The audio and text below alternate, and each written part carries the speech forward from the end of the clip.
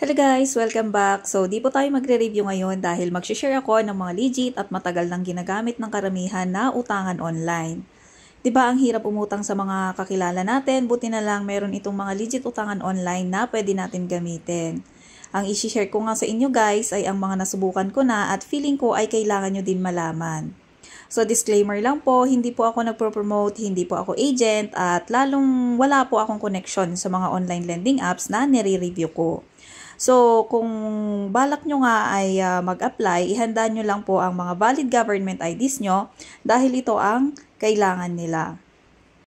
Ganon din po ang ating mga information, importante nga ang address natin at ating mga contact references. So, ang mga contact references natin guys ay pwedeng makompromise yan kung hindi tayo makabayad or hindi tayo or nag-due tayo sa kanila kasi sila yung i-contact nila in case na hindi tayo makabayad or naglaps na yung due natin. Number 1 nga po ay itong si Juan Hunt. So, ang tagal ko na din na-review ito guys. Hanggang ngayon ay operating pa rin sila. And kapag first time ka mangutang dito ay maliit lang ang i-approve sa'yo. Depende sa eligibility natin. And ang pagbabayad naman dito ay one-time payment ka lang dito. Pero kapag nag-reloan ka na at na-approve ka na sa reloan mo ay installment na ang pagbabayad dito hanggang 4 months. So, mas maganda ito kasi hindi siya 7 days. Kung nasubukan nyo yung TikTok Pay Later ay si One Hand ang nagfa-fund sa TikTok Pay Later. Ang kailangan nga natin dito guys ay isang valid ID at contact references. Panoorin nyo lang po dito ang step by step kung paano mag-apply kay One Hand. Number 2 nga po ay si Tala. So, sikat at legit din itong lending apps na to guys. Yun nga lang, maliit lang ang offer nito kapag first timer ka. Pero, depende pa rin sa information natin. Ang maganda nga dito kay Tala ay pwedeng ikaw ang pipili ng sarili mong repayment date. At habang tumatagal ka nga dito ay lumalaki naman ang pwede mong ma-loan. So, kung gusto mo mag-apply ay panoorin mo dito. Lately nga guys ay medyo may problema sa pag-disburse nila sa GCash kasi halos lahat ng problema ng Tala at reklamo ay walang pumapasok sa niloan nila. At ang sabi lang naman ni Tala ay i-contact sila sa customer service nila. Nagre-reply naman sila guys kaso yun nga lang medyo mabagal. Masasabi kong okay naman si Tala guys kapag first time ka mag-loan talaga.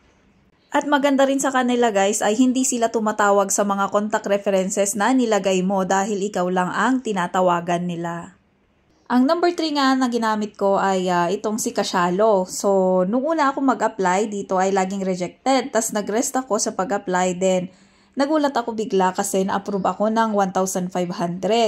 So, yun yung unang offer sa akin. Tapos nung nabayaran ko na nga ay 4,000 naman ang in-offer sa akin na sunod. Maliit nga lang ang interest dito pero ang nagpapataas nga lang sa kanila guys ay yung insurance. So, ang insurance kasi nila ay si Coco Life. Pero overall, okay naman itong si Kasyalo sa akin guys. Yun nga lang, hindi sila basta-basta nag-a-approve. Tsambahan na lang ito kasi sa akin, sobrang ilang months din ako naghintay na approve dito kay Kasyalo. At ang masasabi ko dito guys ay hindi rin sila naghaharas si Kasyalo. Hindi rin sila tumatawag sa contact references na nilagay mo. So, 14 days din, one-time payment kapag first time ka mag-loan and then installment na yung susunod na repayment date mo. Ang number 4 nga guys ay ang Maya Credit. Sobrang nakatulong nga ito sa akin guys at ang bilis tumaas ng credit limit basta good payer ka lang. And ang maganda sa kanya ay 45 days mo gagamitin yung niloan mo.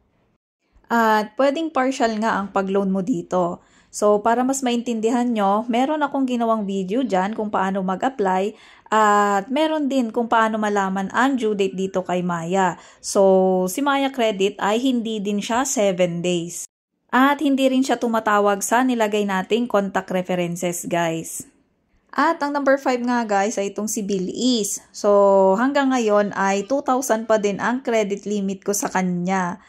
Meron siyang buy now, pay later at pwede siyang gawing e-wallet kasi pwedeng direct ka na dyan magbayad ng bills mo. Yun nga lang ang sa akin ay kahit good payer ako ay 2,000 pa din hanggang ngayon. So mga 3 years ko na siyang gamit ay 2,000 pa din ang credit limit ko, hindi na siya tumataas. So, yun guys, itong mga loan application na to ay natry ko na din. At itong mga loan application na to ay pinakamatagal na utangan online. So, yung iba dito ay matatanggap mo ng buo ang loan at hindi sila 7 days. So, tungkol naman sa mga harassment ay wala pa naman. Wala pa naman ako na-encounter sa kanila. Maliban nga lang dito kay Juan Hand. So, nagulat ako bakit na-contact nila yung mama ko. Hindi ko naman siya nilagay as contact references. So, biglang nag-chat yung nanay ko na nag-due na daw ako kay Juan Hand. So, hindi ko alam. Pero okay naman si Juan Hand guys. Basta wag lang tayo lalaps ng pagbabayad sa kanya. And kapag naman overdue ka sa kanila, normal lang na mag-text at tawag sila sa'yo. Yun nga lang, paulit-ulit din.